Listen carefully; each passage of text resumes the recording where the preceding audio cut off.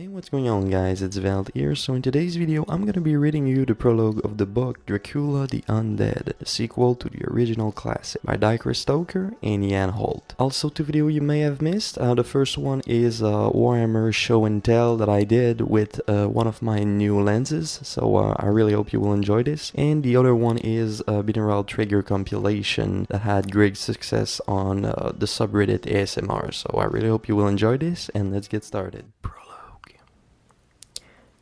Letter from Mina Archer to her son, Quincy Archer. In parenthesis, to be opened upon the sudden or unnatural death of Wilhelmina Archer. 9 March 1912. Dear Quincy, my dear son, all your life you have suspected that there have been secrets between us. I fear that the time has come to reveal the truth to you.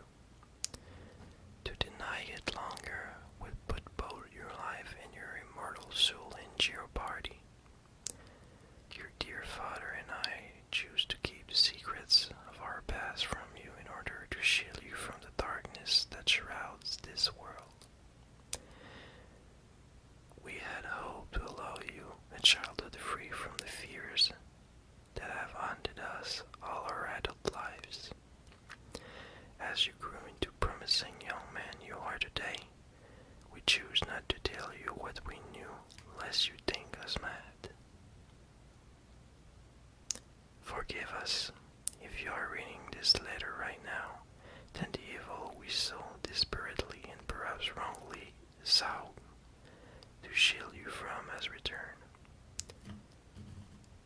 And now you, like your parents before, are in grave danger. In the year 1988, when your father and I were still young, we learned that evil lurks in the shadows of our world, waiting to prey upon the unbelieving and the unprepared.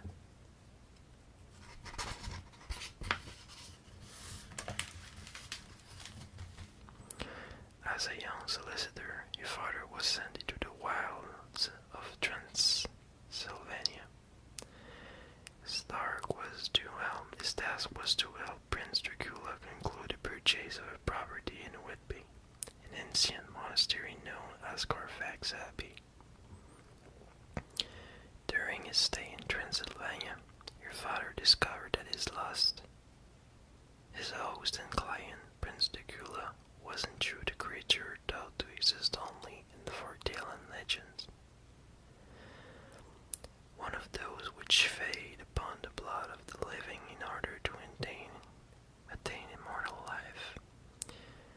Dracula was charged.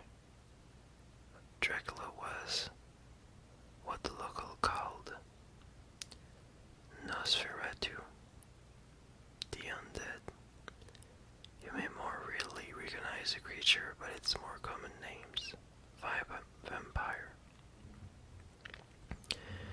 Prince Dracula, fearing that your father would expose the truth of what he was, imprisoned him in the castle. Dracula himself then booked passage to England on the sailing vessel the Demeter, spending the many days of his voyage hidden in one of dozens of grates in the hull. He concealed himself in this strange fashion because all true vampire may have the strength of 10 men and the ability to take many forms. He will burn to ashes if struck by the light of the sun. At this time, I was staying in Whitby at the home of my closest and dearest friend, Lucy Wester. A storm had blown in off the sea, and the treacherous Whitby cliffs were shrouded in a dense mist. Lucy, unable to sleep, saw from her window the storm-driven ship heading for the rocks. Lucy raced into the night in an attempt to raise the alarm before the ship was wrecked, but she was too late.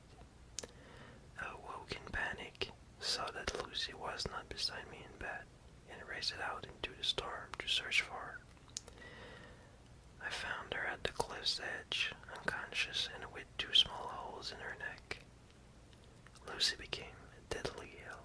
Her fiancé, Archer Olmwood, the son of Lord Godalming and his dear friend, a visiting Texan, whom you know as your namesake, Quincy P. Morris, raced to her side. Archer called every doctor in Whitby and beyond, but none could explain Lucy's illness. It was her friend who owned Whitby Asylum, Dr. Jack Seward, who called in his mentor from Holland, Dr. Abraham Van Helsing.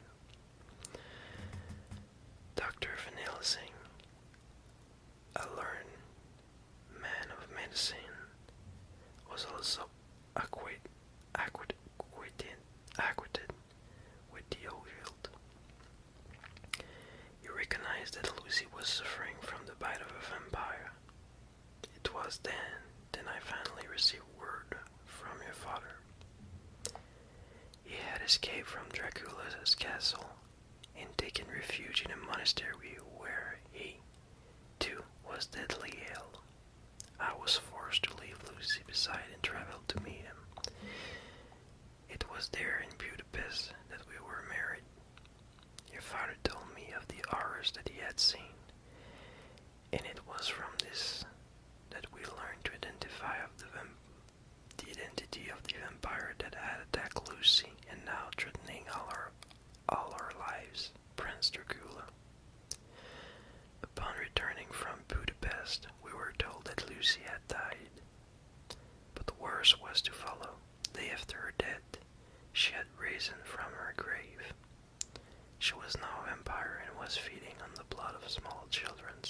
Dr. Van Helsing, Quincy Morris, Dr. Seward, and Archer Holmwood were faced with a terrible decision.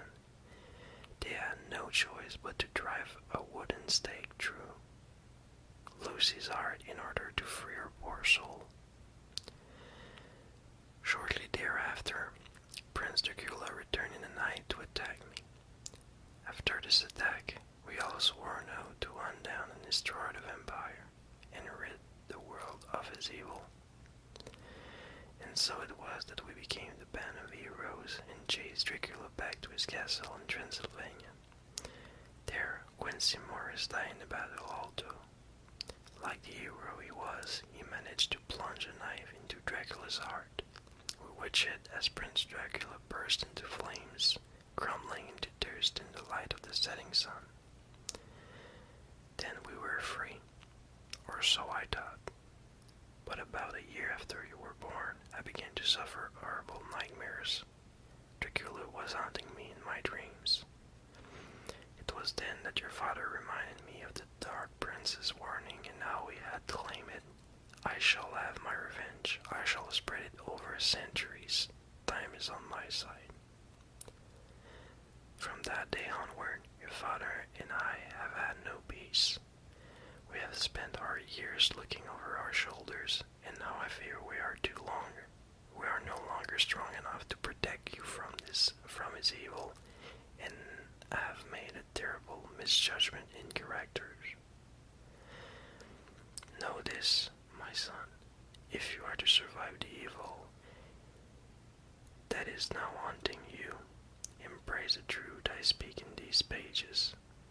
Look deep within yourself, your young self, and, as your father and I were once forced to do, find the brave hero within.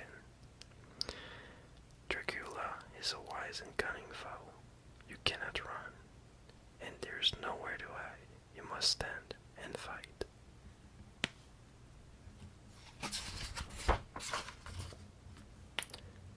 Good luck, my dear son, and do not be afraid. If Van Helsing is correct, then vampires are truly demons, and God would be at your side as you do battle.